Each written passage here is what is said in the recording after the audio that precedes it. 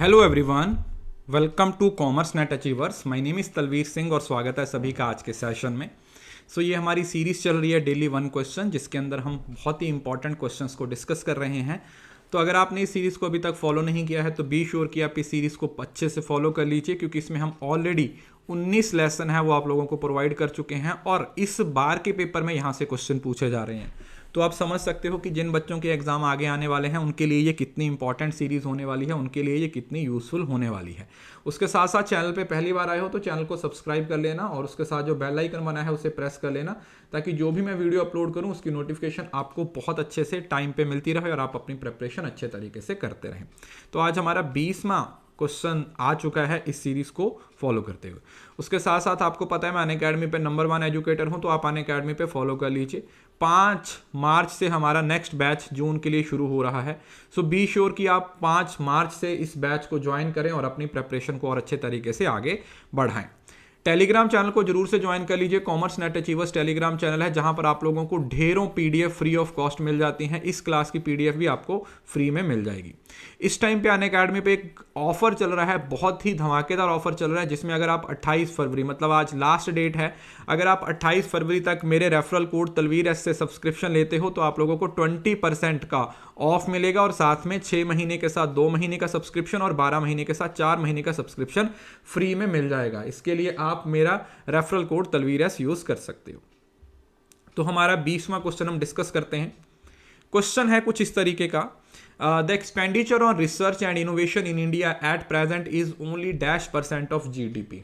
अब ये क्वेश्चन हमने पहले भी क्लास में डिस्कस किया हुआ है, लेकिन तब हमने सिर्फ इसका क्वेश्चन डिस्कस किया था। अब हम इससे रिलेटेड और इंपॉर्टेंट फैक्ट्स को डिस्कस करेंगे और मैं ये भी आपको बताऊंगा कि ये कौन से इंडेक्स से आया है, मतलब कौन सा ऐसा इंडेक्स है जिसके थ्रू ये जो R&D के एक्सपेंडिचर है वो चेक किए जाते हैं और ये इंडेक्स किसके द्वारा इशू किया जाता है।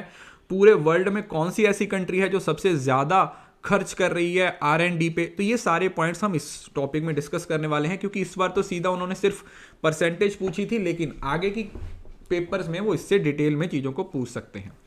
तो जीडीपी का कितने percent India research and expenditure पे या इनोवेशन पे लगाता है, तो ये अराउंड 0.69 है, या मतलब 0.70 भी आप बोल सकते हो। तो 0.69 या 0.7 के आसपास इंडिया टोटल खर्चा है वो हमारा R&D पे कर रहा है। और अभी 2021-22 में जो इकोनॉमिक सर्वे आया था उसके अंदर ये बोला गया था कि इंडिया को मिनिमम 2% ऑफ जीडीपी है वो किस पे लगाना चाहिए, R&D पे लगाना चाहिए। ठीक है जी, ये भी आप लोगों ने याद रखना है कि जो हमारा रीसेंट इकोनॉमिक सर्वे आया था उसके अंदर ये बोला गया था कि इंडिया को कम से कम 2% अपनी जीडीपी का किस पे खर्च करना चाहिए, रिसर्च एंड डेवलपमेंट पे खर्च करना चाहिए। India should spend at least 2% of its GDP on research and innovation. ये बात आप लोगों ने याद रखनी है, बहुत ही ज़्यादा इंपॉर्टेंट है पेपर के पॉइंट ऑफ व्यू से। बी श्योर कि आप इस चीज़ को अच्छे तरीके से समझ लें, इसको अच्छे तरीके से याद रखें। अब हम समझते हैं कि ये एक्चुअली में नीति आयोग के द्वारा इंडिया इनोवेशन इंडेक्स है। जैसे आप लोगों ने SDG इंडेक्स आता है, उसी तरीके से इंडिया इनोवेशन इंडेक्स है, 2021 में आया था। पहले तो आप लोगों ने याद रखना है ये नीति आयोग के द्वारा रिलीज किया जाता है, जो कि national institute for transforming India है, जिसमें इंडिया के अगर हिसाब से देखा जाए तो कौन से स्टेट ने टॉप किया है, कर्नाटक ने। मतलब स्टेट वाइज देखा जाए तो इसमें कर्नाटक में टॉप किया है। ये 3rd एडिशन है, मतलब ये 2021 में जो आया है ये 3रा एडिशन है, जिसमें इनोवेशन एनालिसिस कंट्री के उसको अच्छे तरीके से दिखाया जाता है। और ये जो फ्रेमवर्क है वो हमारा ग्लोबल इनोवेशन इंडेक्स के बेसिस पे है, मतलब जो वर्ल्ड की रेटिंग आती है ना उसके अकॉर्डिंग। अब 2020 में इसके अंदर जो इंडिकेटर्स थे वो 36 थे, लेकिन अब इन इंडिकेटर्स को बढ़ा के कितना कर दिया गया है, 66 कर दिया गया है। मतलब इंडिया इनोवेशन इंडेक्स 2020 में जो हमारे इंडिकेटर्स थे तब 2020 थे 136 थे, तो अब इंडिकेटर बढ़ा दिए गए हैं। तो अब ये एक बहुत ही कॉम्प्रिहेंसिव टूल है जिसमें इवैल्यूएशन किया जा रहा है और डेवलपमेंट की जाती है हमारे इनोवेशन इकोसिस्टम, रिसर्च इकोसिस्टम को। It rank the states and union territories. अब इसमें ना 3 अलग अलग क्लासिफिकेशन आती है, आपने तीनों अलग अलग क्लासिफिकेशन याद रखनी है। और ये किसके द्वारा इशू किया जाता है, लॉन्च किया जाता है, नीति आयोग। ये भी आप लोगों ने याद रखना है। SDG इंडेक्स भी नीति आयोग के द्वारा होता है और इंडियन इनोवेशन इंडेक्स भी नीति आयोग के द्वारा ही होता है। तो डेटा में शो किया गया है कि जो ब्रिक्स कंट्रीज है ना, Brazil, Russia, India, China, south Africa, India सबसे कम खर्च कर रहा है किस पे? अपना R&D पे। अगर अब ब्रिक्स कंट्री के हिसाब से देखा जाए तो ब्राजील तकरीबन 1.2%, रशिया 1.1%, चाइना 2% से ज़्यादा, और साउथ अफ्रीका भी इंडिया से ज़्यादा एक्सपेंडिचर कर रहा है। और अगर वर्ल्ड की एवरेज देखी जाए तो सारे देश मिला के अगर देखा जाए एवरेज, तो हर कंट्री तकरीबन 1.8% ऑफ GDP है वो R&D पे खर्च कर रहा है। मतलब इंडिया काफ़ी पीछे है इस चीज़ को। और इंडिया का अगर देखा जाए तो ये 0.70 है, जो आप लोगों ने याद रखना है। और इसके साथ साथ जो डेवलप कंट्रीज हैं वो काफ़ी खर्च रही हैं, जैसे US है वो 2.9% लगा रहा है, स्वीडन है वो 3.2 लगा रहा है, स्विट्जरलैंड 3.4 है। और इसमें एक पॉइंट और भी है कि दुनिया में सबसे ज़्यादा पैसा R&D पे कौन लगा रहा है? इजराइल। इस वर्ड को याद रखना है। इजराइल वो कंट्री है जो अपनी GDP का तकरीबन 4.5%, 4.5% of GDP on R&D, research and development पे 4.5% है वो अपने GDP का खर्च करता है, जो कि एक बहुत बड़ा अमाउंट है। क्लियर है जी?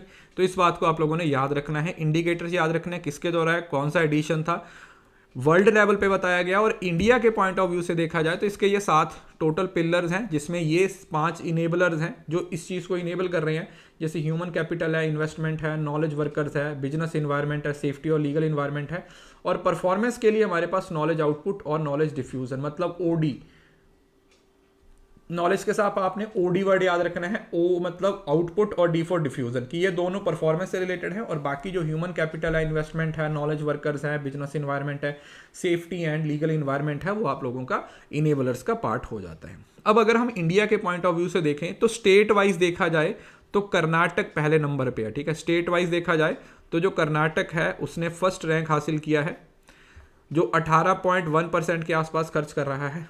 अगर नॉर्थ ईस्ट और जो हिली स्टेट्स है उसमें देखा जाए तो उसमें मणिपुर फर्स्ट है। और अगर यूटी के हिसाब से देखा जाए तो यूटी के हिसाब से चंडीगढ़ नंबर 1 पे आता है। तो आप लोगों ने क्या याद रखना है? कर्नाटक, दूसरा मणिपुर और तीसरा चंडीगढ़। ये आप लोगों ने क्या करना है बेटा? याद रखना है, तीनों स्टेट्स के नाम याद रखने हैं। और वर्ल्ड लेवल पे आप लोगों ने याद रखना है कौन सा? इजराइल।